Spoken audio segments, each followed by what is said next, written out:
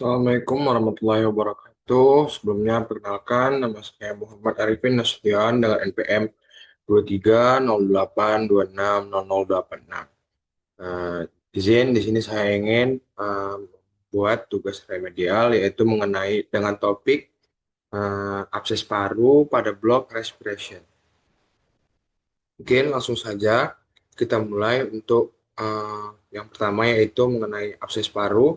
Apakah abses paru itu sendiri? Abses paru sendiri adalah merupakan infeksi paru yang berbentuk kavitas yang berisi nekrotik ataupun pus. Abses paru sendiri terjadi akibat penyebaran patogen ke parenkim paru secara bronkogenik akibat dari obstruksi paru secara hemodinamik. Adapun etiologinya nanti antara lain adalah karena bakteri anaerobik seperti bakteri Coides, Protevella ataupun Peptostreptococcus dan juga atau juga bisa jadi karena Streptococcus. Untuk klasifikasinya, abses paru sendiri itu terbagi menjadi dua jenis, yaitu bisa berdasarkan onset yang terbagi dua antara akut ataupun yang terjadi kurang dari 6 minggu dan juga yang lebih dari 2 minggu. Berdasarkan etiologi terbagi menjadi dua yaitu primer. Abses paru primer terjadi akibat pneumonia atau bronkogenik dan sekundernya terjadi akibat adanya infeksi dari tempat lain seperti dari mulut ataupun dari penyakit imun. Sedangkan berdasarkan mekanismenya terbagi menjadi dua yaitu hematogen yang artinya karena ada penyebaran bakteri melalui aliran darah seperti endokarditis infeksi, sepsis perut ataupun terjadinya trombolitis sepsis. Lalu kita masuk ke faktor resikonya yaitu ada karena lansia, infeksi periodontal, ada GERD ataupun konsumsi alkohol, kejang, ataupun bisa juga karena terapi kortikosteroid.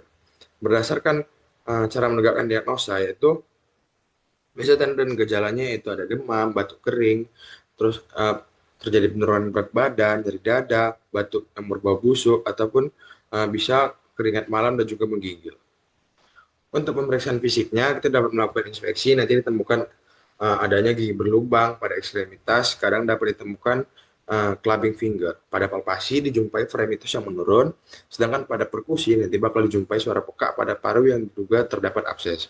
Lalu pada auskultasi nanti dijumpai rongki basah kasar ataupun suara nampas bronkial. Lalu kita melakukan pemeriksaan penunjang yang dimana nanti salah satunya ada fototoraks yang tampak ke opasitas berbentuk bulat atau oval dengan kavitas berdinding tebal dan air fluid level dalamnya. Sedangkan pada pemeriksaan CT scan adalah gold standar untuk menegakkan abses paru sendiri nanti terdapat dinding tebal dengan adanya air fluid level. Lalu lakukan pemeriksaan sputum dapat dijumpai penemuan bakteri itu sendiri. Lalu selanjutnya apa tata laksana yang dapat kita lakukan? Mungkin tata laksananya itu sendiri yaitu secara farmakologi kita dapat memberikan clindamycin secara intravena sebanyak 600 mg setiap 8 jam. Lalu untuk dosis lanjutan bisa diberikan 300 mg. Untuk tata laksana non farmako itu sendiri, kita dapat melakukan drainase abses, yaitu dilakukan apabila pengobatan antibiotik secara intravena gagal ataupun absesnya lebih dari 6 cm. Lalu untuk komplikasinya itu sendiri, biasanya abses paru ini dapat membuat komplikasi seperti emphysema, abses sistemik, fistula bronchipleura, dan juga adanya perdarahan masif. Lalu untuk prognosisnya yaitu dapat dipengaruhi oleh komorbid ataupun predisposisi ataupun angka kematian abses paru ini meningkat pada pasien yang memiliki faktor predisposisi seperti pneumonia, anemia, penurunan kesadaran, dan sebagainya. Untuk edukasi dan pencegahannya, kita dapat pada pasien abses paru itu sendiri, yaitu dapat dicegah dengan cara tidak merokok, jaga kehigienisan mulut dan gigi, dan juga dapat merubah lifestyle yang buruk. Baik, mungkin sekian video yang dapat saya sampaikan.